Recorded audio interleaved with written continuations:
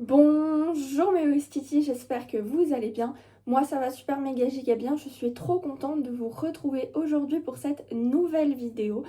Aujourd'hui on va parler d'un sujet qui touche absolument tout le monde. Que ce soit au lycée ou au gymnase pour les Suisses, à la fac, au travail, en couple, célibataire, ultra sociable ou hyper réservé, vieux, jeune, tout ce que vous voulez, on va parler de l'intelligence émotionnelle. Pourquoi ce thème-là? Déjà parce que nos émotions décident de beaucoup plus de choses que nos notes, que notre QI ou même notre organisation par rapport à notre vie évidemment. Elles influencent nos choix, nos relations, notre confiance en nous, notre façon de réagir quand ça ne se passe pas comme prévu. Oui, oui, oui.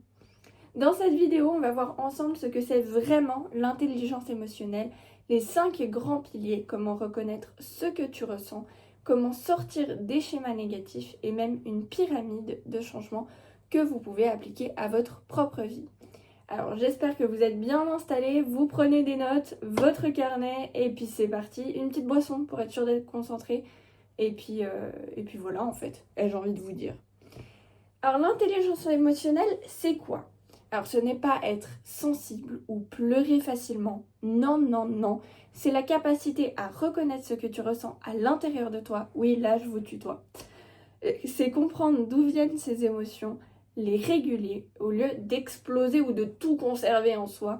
Et puis c'est aussi comprendre ce que ressentent les autres, construire des relations plus saines évidemment grâce à ça parce que dès le moment où on comprend ce genre de choses, nos relations peuvent être beaucoup plus saines et ça c'est beaucoup mieux.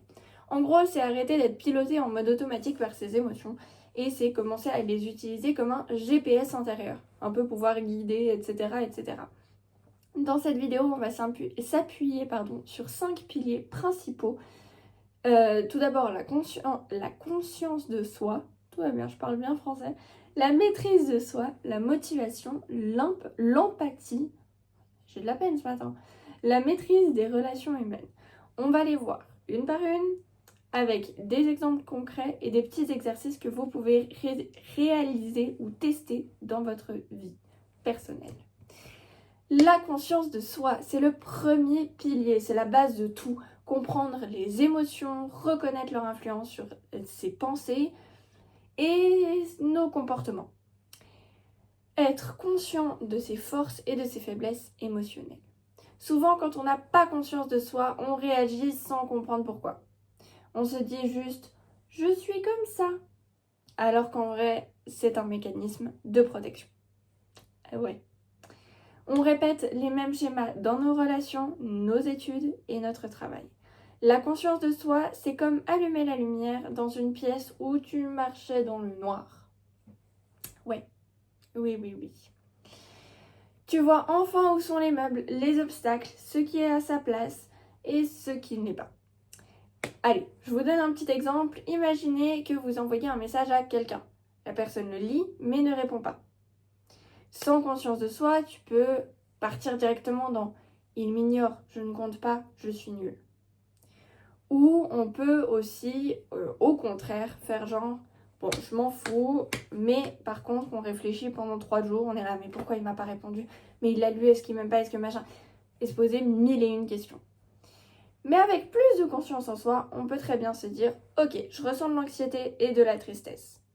Ok, ce n'est pas juste ce message-là, ça touche ma peur d'être rejetée.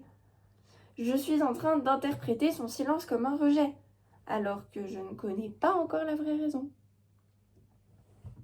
Et oui.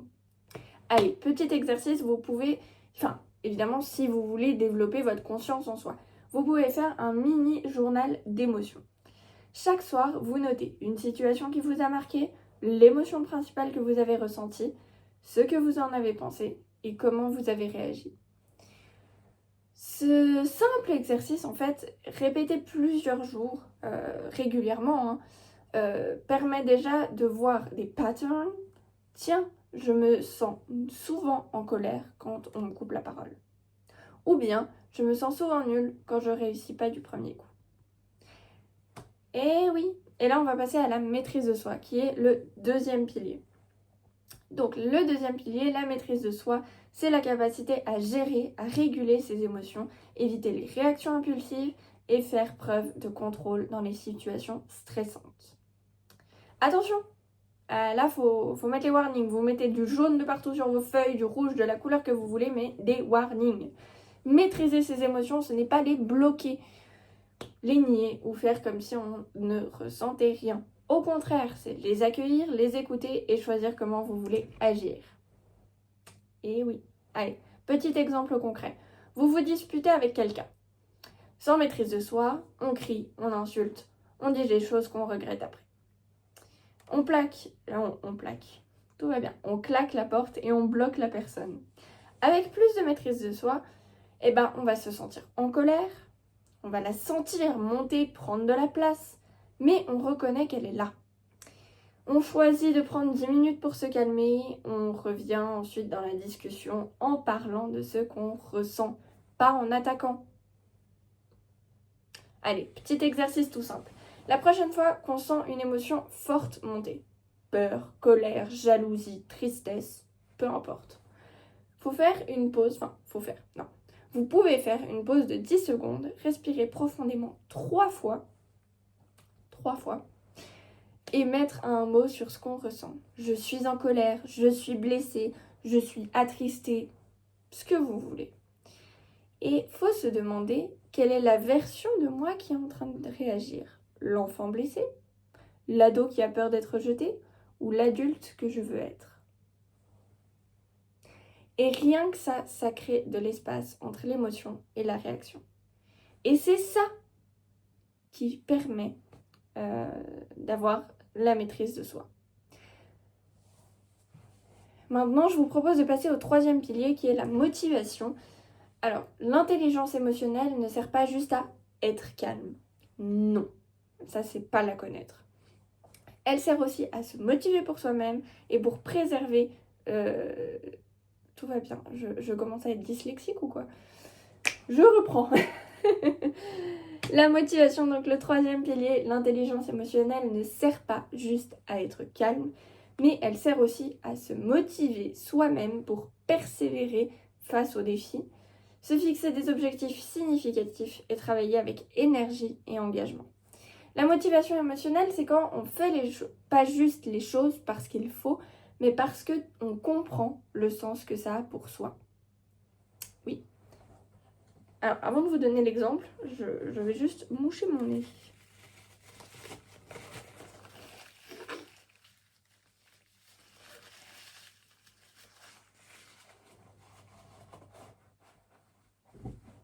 On va prendre un exemple concret, par exemple, préparer un examen, un projet, une vidéo YouTube, une audition, ce que vous voulez.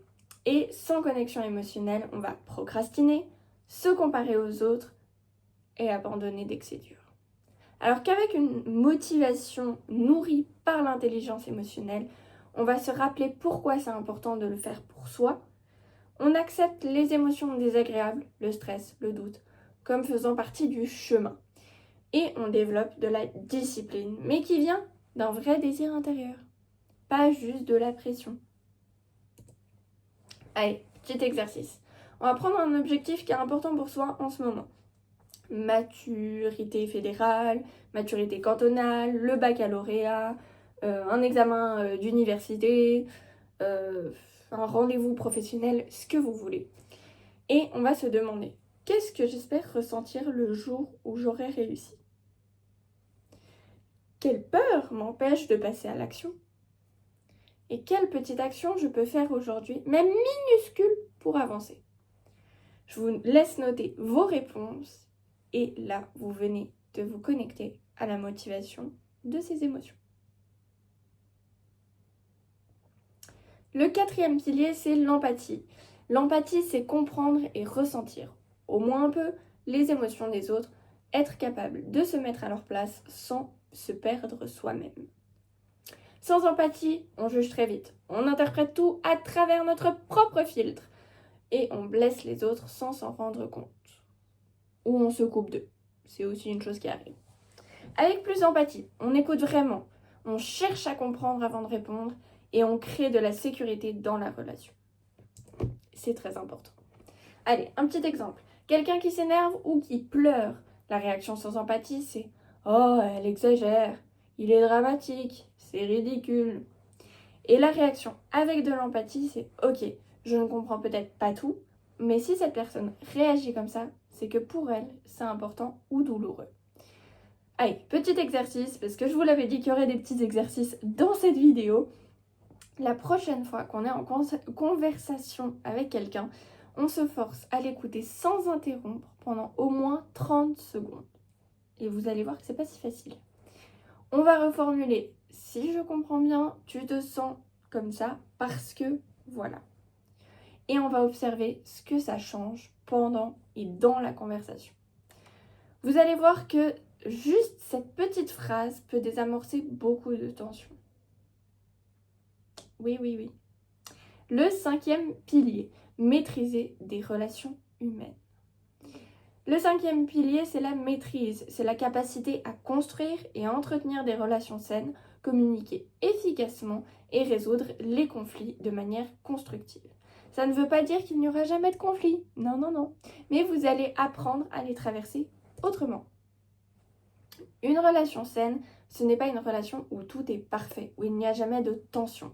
C'est une relation où on peut s'exprimer, on peut exprimer ce qu'on ressent sans peur d'être humilié.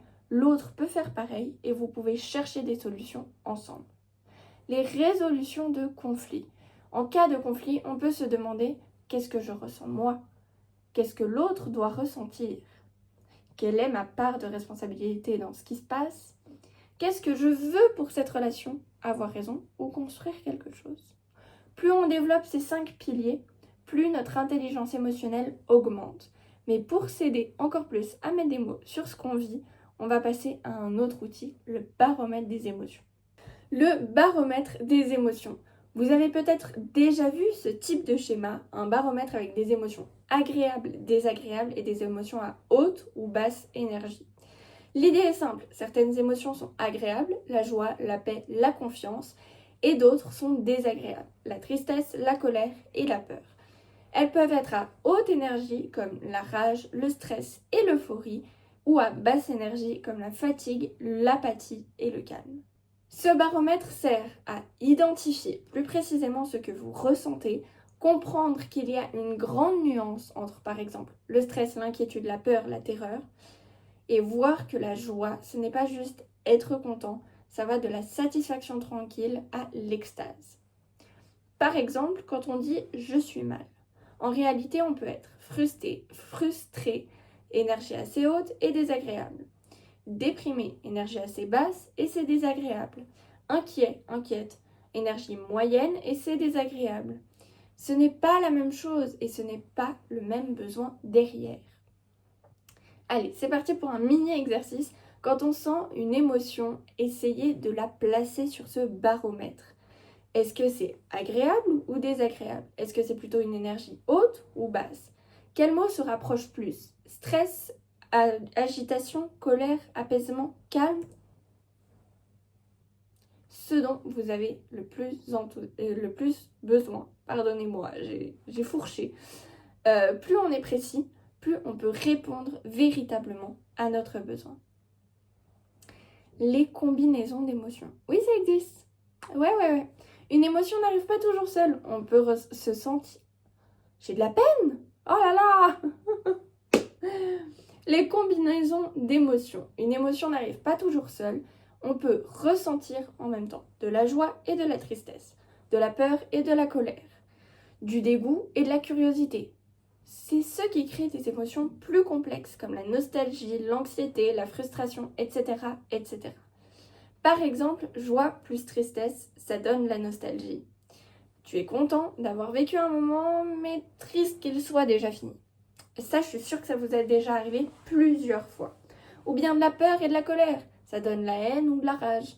Vous avez été blessé, vous avez peur et vous vous êtes pas senti protégé. Et ça se transforme en colère très forte. Et oui. Pourquoi c'est important?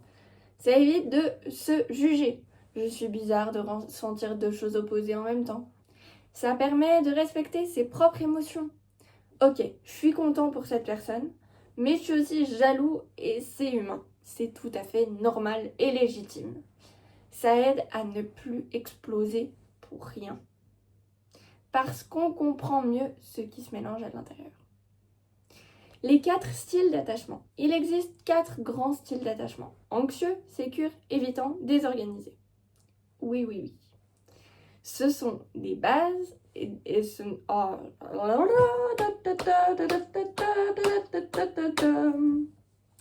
Ce ne sont pas des cases définitives, mais des tendances souvent liées à notre histoire, à nos premières relations, à la manière dont on a écouté ou pas. Et été écouté aussi. L'attachement anxieux, le climat d'insécurité affective, peur d'être abandonné ou de ne plus être aimé, ça va dans les deux sens. Besoin d'être rassuré, souvent besoin que l'autre prouve son amour. Dans une relation, ça peut donner beaucoup de messages, de checking, de la jalousie, la peur que l'autre parte au moindre signe de distance. L'attachement sécure, c'est le sentiment de sécurité affective, peut faire confiance et s'ouvrir à l'autre, capacité à être vulnérable, à exprimer ses besoins, à être présent pour l'autre. Ce n'est pas être parfait, c'est juste se ressentir assez en sécurité pour dire « là, je me sens triste, là, j'ai besoin de temps » sans paniquer. L'attachement évitant, c'est la difficulté à faire confiance et à laisser l'autre entrer. Préfère gérer ses émotions seul, il y a une distance émotionnelle, beaucoup dans la tête et une tendance à tout rationaliser. Peur de son indépendance soit menacée. En couple ou en amitié, ça peut donner quelqu'un qui semble froid, qui fuit les conversations profondes, qui fait des blagues pour éviter sa vulnérabilité. Pourquoi ça aide de connaître son style? Ça évite de se dire, je suis cassée. Ça aide à comprendre pourquoi on réagit comme ça dans les relations et surtout, ça se travaille en développant son intelligence émotionnelle. On peut aller vers un attachement plus sécure. L'échelle des comportements. Problème vs solution. L'échelle des comportements montre 2 grands types de réactions. Comportement orienté problème, ignorer, nier, accuser, justifier. Et comportement orienté solution. Assumer, pallier, analyser, imaginer. Orientation problème. Ignorer. Mais il n'y a pas de problème. Nier. C'est pas vrai, t'exagères. Accuser. C'est de ta faute. Justifier. Oui, mais j'ai agi comme ça parce que. Ce sont des réactions humaines, surtout quand on a peur ou honte, mais elles nous bloquent dans le changement. Et une orientation orientée solution, c'est assumer. Ok, c'est vrai, j'ai ma part de responsabilité. C'est pallier, mettre une solution provisoire en place. Et analyser, comprendre les causes et les conséquences. Imaginer, trouver des solutions nouvelles. On reprend son pouvoir. Mais pas trop violemment. Par exemple, on rend un devoir en retard, on loupe un objectif. Réaction problème, le prof est trop exigeant. C'était impossible de toute façon. Et la réaction solution, j'ai sous-estimé le temps nécessaire. Qu'est-ce que je peux mettre en place pour ne pas répéter ça? La pyramide du changement. Elle est composée de 5 niveaux. La prise de conscience, la responsabilité, le pardon, la paix et la joie. Vous allez voir, c'est très intéressant. La prise de conscience. Reconnaître les comportements et penser à changer. C'est le moment où on se dit « ma vie actuelle ne me convient pas totalement, quelque chose doit bouger ». La responsabilité. Assumer la responsabilité de ses actions et de sa vie. Ce n'est pas se culpabiliser, c'est reconnaître. C'est à moi de créer ma réalité. Le pardon, c'est lâcher prise sur les regrets du passé, sur ce qu'on veut avoir ou on s'en veut aussi d'avoir fait ou pas fait, sur ce qu'on en veut aussi aux autres. Pardonner ne veut pas dire oublier ni dire que ce qui s'est passé était normal. Ça veut dire je me laisse plus cet événement piloter ma vie. La paix.